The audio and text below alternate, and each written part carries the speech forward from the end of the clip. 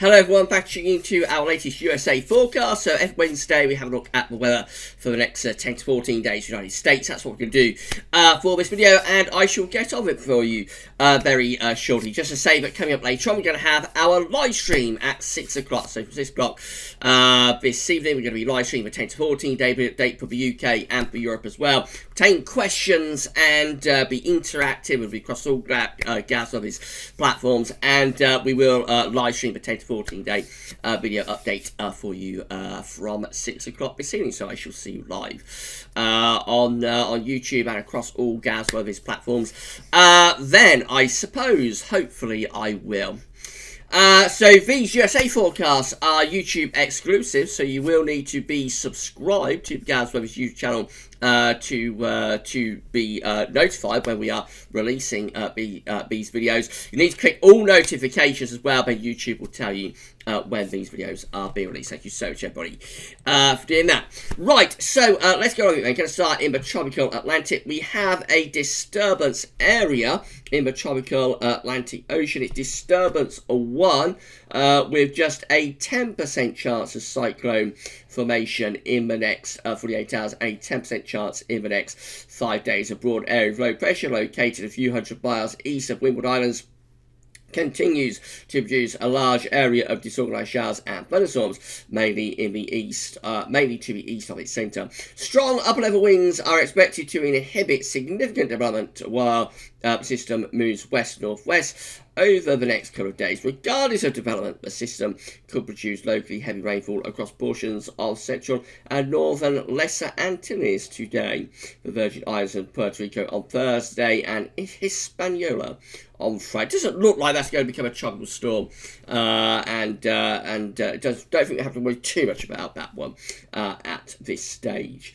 So a slightly quieter week in the tropical Atlantic this week, but let's see what GFS is forecasting to happen over the next couple of weeks. So this is the current situation, of course. So yes, generally things are a little bit quieter through the tropical Atlantic right now. Let's run through, see if we get any sort of disturbance areas going. So not really. Let's a couple of days, next 2 or 3 days, looking pretty quiet. There is a area of low pressure trough that's developing just here. That might have some tropical characteristics within it, but the GFS doesn't really develop that into too much. It's, you know, so we don't have to worry too much about that one, seemingly. We're out to 180 hours now, and again, that's 21st of October.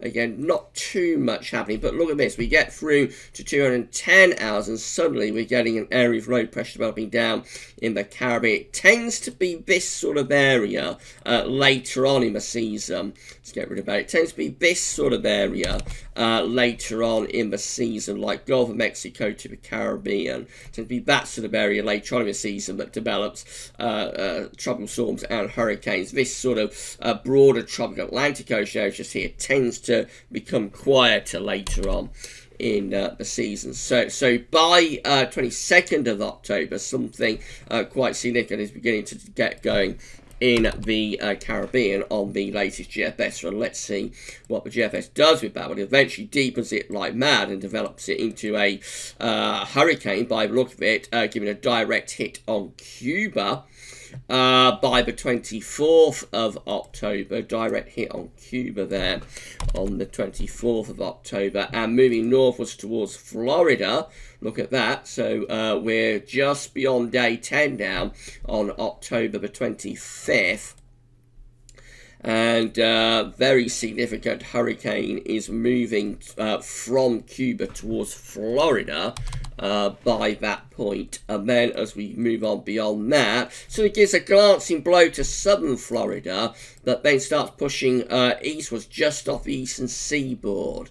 That looks like it's probably going to be a major hurricane if that comes off. And it's very, very close to the eastern seaboard there on like the 25th to 26th of October, running up the east coast of the United States, just off the coast. So not quite giving a direct hit on the east coast. But it's all a little bit Sandy-esque, this. So you remember back in 2012, late in October, after an active hurricane season, very active hurricane season, the east coast of states was absolutely smashed by Hurricane Sandy late in October, in the last week of October 2012. This is all looking very, very Sandy-esque.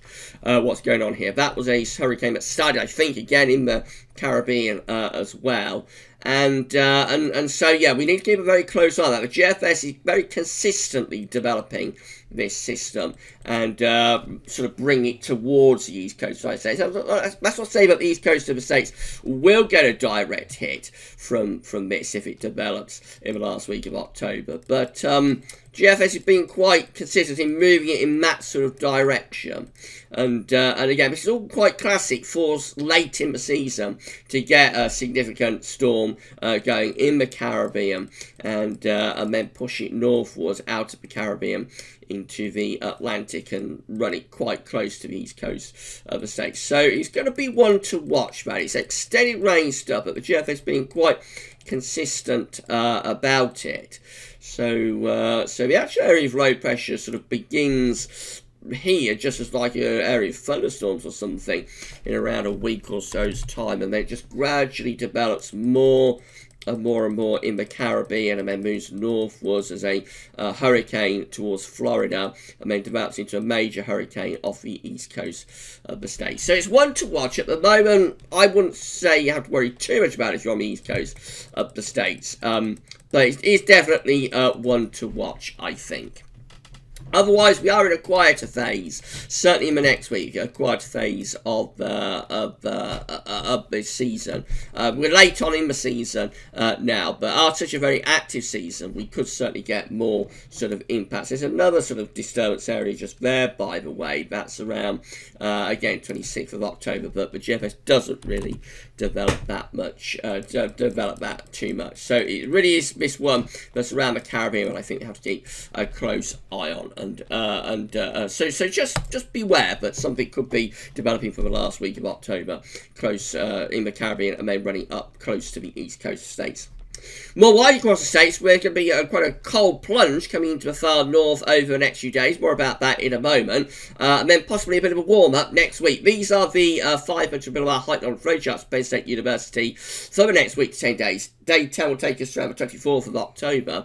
We've got the ECMWF here on the left screen, as you're looking at. GFS is over on the right. So 500 millibars is there. That's high pressure, low pressure are being moved down by the jet stream running above. Red extrapolates high pressure, blue low pressure. So you can see that with the ECM, we've got this trough of low pressure digging into the northwest of America with a ridge out in the Pacific. Cool air digging into the northwest America, we've got cold air digging into the northwest America, 7 to 10 day time frame. Then jet stream rises northwards as we have this ridge building over the eastern part of America, and that could start to pull up some warmer winds from the south. But GFS is very similar, but it's a bit flatter in the 7 to 10 day time. Remember, this is into next week. So again, below average heights, low pressure up across Canada, a ridge of above average heights, high pressure through the central states, jet stream generally doing something a little bit like that. So next week, the jet stream pushes back northwards again and takes these colder conditions with this trough low pressure back to the north, at least for a time. With many sort of central and particularly southern parts of states coming a little bit warmer next week. These are the GFS upper air temperature and precipitation ensembles for the next couple of weeks. We're going to Atlantic City today. So the red line is the 30-year upper air temperature average for Atlantic City, over on the Atlantic coast, of course. So starting off a little bit above average right now, but temperatures are going to fall away. There's a cold plunge coming in the next couple of days. It only lasts a little while in Atlantic City, but further northwards, it will be longer lasting, this northerly plunge. More about that in a moment. Next week, temperatures probably lift up a little bit, and then we come through to the last week of October. We have a huge amount of scatter then in the last week of October. We've got some really cold ensemble members down here, got much warmer ensemble members up here. So quite a lot of uncertainty for the last week of October. Maybe a mix of very warm air for a time and then a much colder plunge. Something like that could be happening. For the next couple of days, in terms of precipitation, quite a bit of dry weather. Then we bring some heavy rain through as the temperature does that little bit of a plunge over the weekend. And then into next week, it turns a little bit drier for a few days. Still some showery bursts around, but probably a little bit drier through the early part of next week. Perhaps the last week of October goes more settled. You will notice this very dramatic looking green rainfall spike just here around the 26th to 27th of October. That is the latest GFS operational run. That's bringing that hurricane close to the east coast of states. So you see the, if that hurricane does get going and runs onto the east coast of America, just what the rainfall impacts could be with that. There's an even more dramatic ensemble member that actually goes up a scale. This red colour ensemble member just here is going up a scale for precipitation. They are outliers, though. There isn't a huge amount of support in the GFS ensembles for this idea to develop a hurricane and run it run it close to the east coast of states. But as I say, it is one to watch for the last week of October. It is definitely one to watch. Temperature anomalies from the 14th to the 22nd of October look like that. Bit of an east-west split, so western part of states coming out warmer than average, northern and east part of states coming out cooler than average. So we have got this cold plunge coming into America in the next couple of days. More about that in a second. Southeast corner is actually a little bit warmer down there, down towards like the Carolinas and Florida. That's where it's a little bit warmer through there. But generally the north and the east is cooler, and then out to the west it's warmer through here, as it has been consistently for months and months and months, of course. Rainfall anomalies generally quite dry across most parts of the states from the 14th to the 22nd of October. Quite a dry period coming up through many areas. This is how the latest GFS run is looking then currently. This is for today, Wednesday 14th of October. So we're already trying to pull some cold air down into the far north with this trough of low pressure just here. That's starting to pull some cold air down from Canada. Otherwise, most parts of the states under a ridge of high pressure, so quite a bit of dry weather and still relatively mild. There's the upper air temperatures for today, showing most parts of the states are looking quite mild or even warm, and down in the southwest, still hot, of course, there in the south and the southwest. But most parts of the states, above average with temperature at the moment. Cooler air is just lurking to the very far north. Now, what happens as we go through tomorrow is this trough of low pressure pushes down from Canada and brings this shot of much colder air into the far north and northeast. That takes us through into Friday as well. This brings outbreaks of rain initially into the north and northeast, and as the air turns cold in the far north, we'll probably start getting some snow showers pushing through into far northern and northeastern parts of the state. So there's the upper air temperatures for Friday. Minus 10 Celsius ice firm is making it from Canada into the very, very far north states. Generally, most places towards the Great Lakes looking pretty cold with those upper air temperatures. Still reasonably warm up the eastern seaboard, but these cold upper air temperatures will be pushing further eastwards as we go through the course of the end of the week. Even in the far west and southwest, it's cooling down quite significantly over there. You have to go right way down to like California and Arizona to hang on to the heat. Generally, most parts of states, even in the west, are cooling down at the end of the week. That's how we're going to get through into Saturday. So another area of low pressure developing here in the Midwest. That's going to push eastwards. And again, behind that one, we take more rain with it. On the northern edge of that, there could be some snow. And then as that pushes eastwards into Saturday again, we get another shot of colder air pushing in from Canada once again. Again, upper air temperatures looking pretty cold, particularly through the central northern states and over towards the Midwest. So again, minus 10 Celsius ice firm is plunging through from Canada. Eastern parts of the states, again, this cold air is strength getting up to the east coast of America, but even here it is quite a lot cooler. Any heat is really restricted to the very far west and southwest over the weekend. Early next week, we start to get this ridge of high pressure building within cold air across northern and eastern parts of the state. So it turns drier through the early part of next week. Probably still at risk of a few snow showers up towards the very, very far north, but generally things will turn drier, I think, through the early part of next week, but it will be cold, and there will be some significant overnight frost, and days will be very chilly as well. Through to the second half next week, you start to move the ridge over towards the east part of America and out into the Atlantic, and we begin to pull up warmer winds from the south. Northern and northwest areas turning more unsettled with spells of rain along with areas of low pressure. That's how the upper air temperatures looking by the time we get through to Saturday, 24th of October, which is day 10. So you see that the cold air is receding back northwards into Canada. Very cold air is across Canada, though, central parts of Canada, but the coldest of the air is receding back to Canada, and warm warmer air is pushing up from the south across many parts of America as we move through to around days 7, 8, 9 and 10, becoming hot again down in the southwest. Now, as we move beyond that, we find this major storm developing from the Caribbean. Of course, we've talked about it in video earlier on. So this is probably a hurricane moving up towards Florida as we go through weekend of 24th, 25th of October. Gives a glancing blow to more southern and eastern parts of Florida, and then this area of low pressure, this hurricane, moves up through the eastern coast of America, just off the coast. So it doesn't give a direct hit on the coast, but does certainly bring the risk of gale force winds, maybe severe gale force winds, and a lot of heavy rain to the eastern seaboard. But the worst storm with this GFS run is being kept out into the Atlantic. But of course, it needs to be kept a very close eye on. As this storm runs up the Atlantic coast of America, we start to pull down colder winds from the north again. We've got this ridge building just here. And so with the ridge just there, the low pressure in the North Sea, a hurricane in the North Sea, we start pulling cold winds from the north down the eastern side of America as well. So another cold shot from the north in the more extended range. And then we're back under high pressure as we come to the end of this GFS run. Turns things mainly dry again, but it will be cold under that ridge of high pressure. This is how the ECM is looking. Let's just get rid of that. This is how the ECM is looking euro. So again, today reasonably mild across most parts of America, or warm into Friday and Saturday. Again, this cold air digging in from the north. The ECM doesn't bring this cold air in from the north as much as the GFS is doing, I don't think, over weekend. But nevertheless, particularly around the Midwest and up towards Canada, we do have that cold air digging in. It doesn't get it over towards the eastern coast of America, however.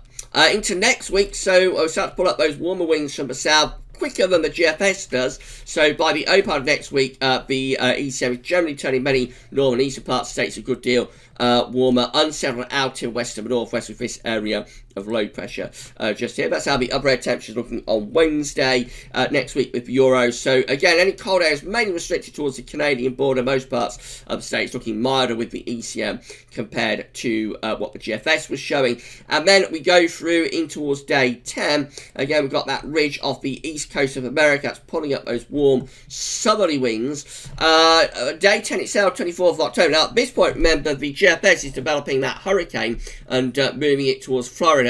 Nowhere near as intense with the ECM, that area of low pressure, but it is there. It's like in the southeast part of America, just doesn't develop it anywhere near as much as the GFS, but it's 10 days away, so obviously it needs to be kept a very close eye on with that trough that we've got just there. The Euro is not developing that as much as the GFS does at the moment for day 10 in that southeastern corner of the state, but again, does need to keep a close on it. Cold air is begin to push back from Canada into some of these northern parts of America by day 10 as well, by the way.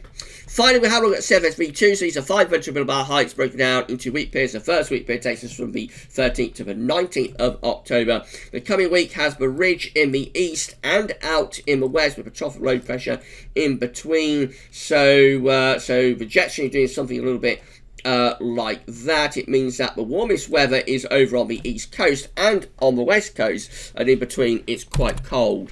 We go through to week 2, which is going to be the 20th to 26th of October. And again, a ridge over in the east, trough of low pressure from Canada extending into the far north, and another ridge out towards northwestern parts of the states then. Week 3 looks like that. It's going to be the 27th of October, 2nd of November. Ridges in the west and off the east coast of America. And then there's trough low pressure in the northeast. Jet stream is probably doing something a little bit like that. Could be a colder and more unsettled week.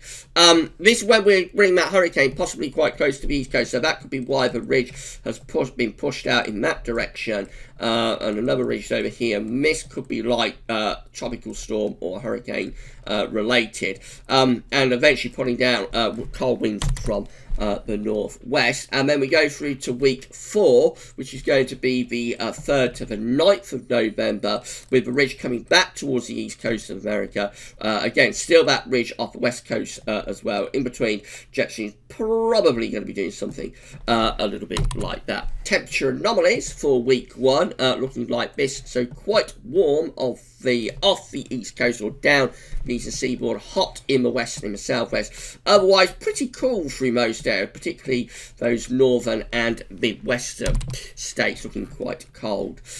Week 2, freeway split continues really, which is 20th, 26th of October. So remains warm to hot in the west, mild on average on the east coast. In between, much colder, especially through like the north and the midwest, where it does go very cold in week 2. Week 3, east-west split, so western parts of America looking warm, eastern parts of America looking cool. So those colder temperatures from the north and midwest eventually make their way onto the east coast into week 3. And then week 4, all change. It's the 3rd to the 9th of November, with nearly all parts of states going warmer than average. Then temperatures really lifting up there from the 3rd to the 9th of November.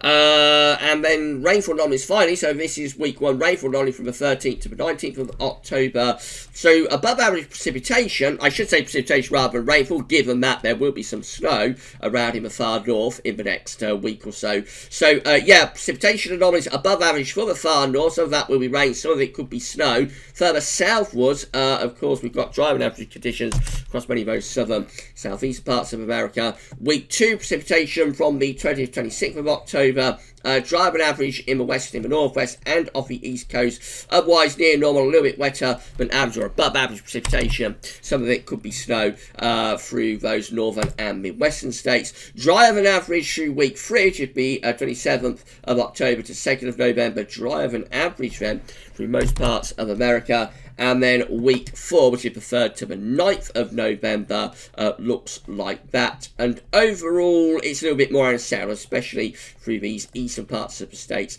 Still on the dry side out in the west.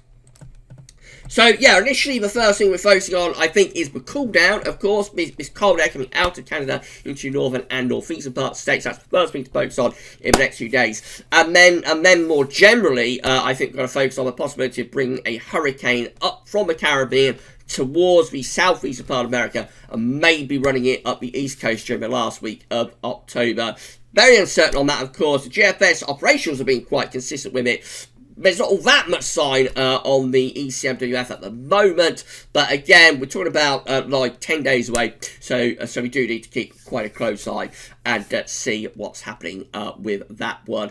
When we have these very active hurricane seasons, as we have had this year, you know, you can get you can end on a dramatic note, as we saw in 2012, as I say, with Sandy. So it's just something to keep a close eye on.